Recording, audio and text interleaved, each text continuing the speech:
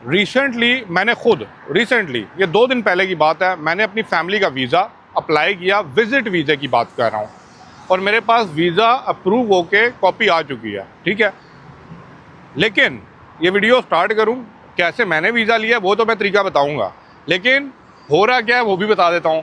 Instagram मेरा भरा पड़ा हुआ है, मुझे पता है जब पर्सनल मैसेज आपने करना होता है ना, तो आप इंस्टाग्राम पे मुझे मैसेज करके क्या आ रहा है, मुझे आ रहा क्या है, रिजेक्शन की कॉपी, और उसके अंदर 2 क्वेश्चन किए जा रहे हैं। मुझे पहले ये बता दें, ये जो रिजेक्शन का पेपर इन्होंने मुझे दिया है ट्रैवल एजेंसी वाले ने, क्या ये पेपर वैलिड है और क्या ये पेपर रियल है या ये एडिट किया हुआ है। तो हमें तो पता है ऑनलाइन चेक हो जाता है, अगर थोड़ा सा भी आप माइंड रखें आपको पता लग जाएगा। प्रोसीजर जो सारा है वो आप यूट्यूब पे भी सर्च कर लें, आपको मिल जाता है, नहीं तो मैंने इसके ऊपर ऑलरेडी वीडियो बनाई हुई है, जाके देख लीजिएगा चैनल के ऊपर, वो तो मैं चेक कर लेता हूँ। ज़्यादातर जो एजेंट पाकिस्तान से अप्लाई करवाए, मैं ना पाकिस्तान की बात कर रहा हूँ, इंडिया की बात कर रहा हूँ, उनके मैंने बहुतों के पेपर ऐसे भी देखे हैं जो एडिट हुए हुए थे, जो अपने कस्टमर्स को उन्होंने पकड़ाए हैं कि भाई वीज़ा रिजेक्ट हुआ लेकिन एक्चुअली वीज़ा अप्लाई नहीं किया था। अब रही आपकी बात, अब वीज़ा इस टाइम लग रहा है सिचुएशन क्या है। देखें, वीज़ा जो है ना, मैं आपको अपनी एग्जांपल इसलिए दे रहा हूँ क्योंकि मैंने भी आज से 3-4-5 साल पहले की बात करूँ ना, मैं वीज़ा जब अप्लाई करता था ना, सुबह डॉक्यूमेंट दिए, शाम को वीज़ा निकल के आ जाता था, कोई दूसरी बात नहीं, सिर्फ पासपोर्ट देते थे। इवन के जो पिक्चर होती है ना पासपोर्ट की साइज़ पिक्चर, वो भी पासपोर्ट के ऊपर जो पिक्चर होती है वही निकाल के उधर लगा दी जाती है। लेकिन अब क्या हो रहा है, अब आपको पता है कि ट्रिक हुआ है, लोग कह रहे हैं ट्रिक हुआ है, लोग कह रहे हैं बंद किए गए वीज़े, बंद नहीं किए गए, रूल्स एंड रेगुलेशंस को अपडेट कर दिया गया, अपग्रेड कर दिया गया है। वो मोबाइल यूज़ करते हैं ना, ISO हैं, एंड्रॉयड का नया वर्जन आ गया, तो नया वर्जन आ गया, 2025 का नया वर्जन आ गया। दुबई तरक्की कर रहा है, ठीक है, दुबई अपग्रेड हो रहा है, तो अपग्रेड हो रहा है ना, तो online system, visa immigration system इस कंपनी की बैकबोन है। वीज़ा इमिग्रेशन सिस्टम इस कंपनी की कंपनी कह रहा हूँ, कंट्री की बैकबोन है, क्योंकि वही एक जगह है जहाँ से बंदा आएगा और जाएगा, तो उसके ऊपर ज़्यादा तेज़ी से काम किया जाए। यहाँ तक कि आपने देखा होगा भी, जो आपको इमिग्रेशन काउंटर क्रॉस करना होता है, पहले आप वो कहते हैं ई गेट से, ई गेट को भी ख़त्म कर दिया गया है, AI डिवाइसेस लगा दी गई हैं, 6 सेकंड के अंदर इमिग्रेशन गेट क्रॉस हो जाता है। ये भी आपने न्यूज़ देख ली होगी। जो इतनी तेज़ी से अगर एयरपोर्ट्स के ऊपर ये काम कर रहे हैं, इमिग्रेशन को इतना AI कर रहे हैं, तो आप अंदाज़ा लगा लें कि जो रूल्स एंड रेगुलेशंस हैं कंट्री टू कंट्री अब वेरी करेंगे।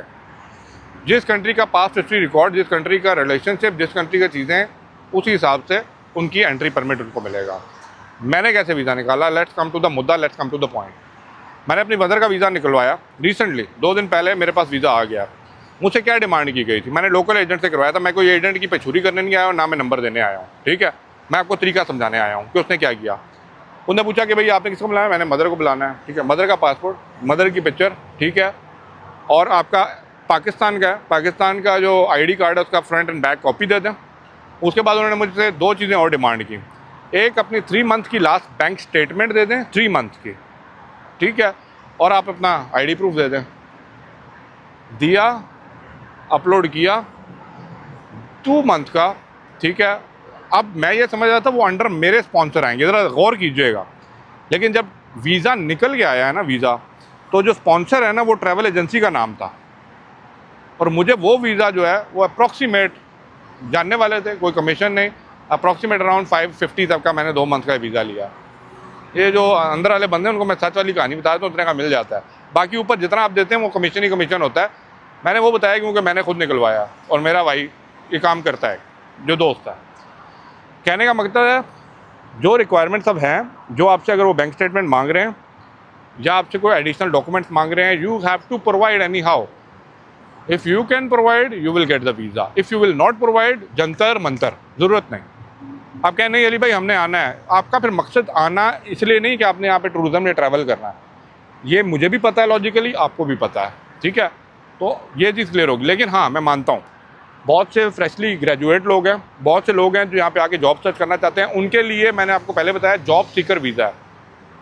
खुद जॉब सीकर वीज़े को अप्लाई करें, मैंने इसके ऊपर वीडियोज़ भी बनाई हुई हैं, उस वीज़े को लेके यहाँ पे आ जाइए, वो वीज़ा निकलने के चांसेस भी आपके पास ज़्यादा होते हैं और वो वीज़ा मिल भी जाता है।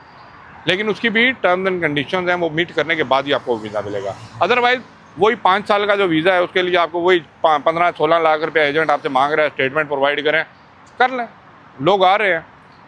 लेकिन फिर भी फीमेल्स की रेशियो कंपेरेटिवली मेल से थोड़ा सा मैंने ज़्यादा देखा है, छड़े जो है ना, जो आपको पता है यहाँ पे जाकुत लोग होते हैं वो जाकुत लोग जो है ना खतरनाक होते हैं।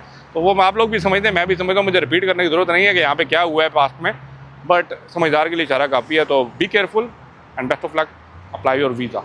Thank you.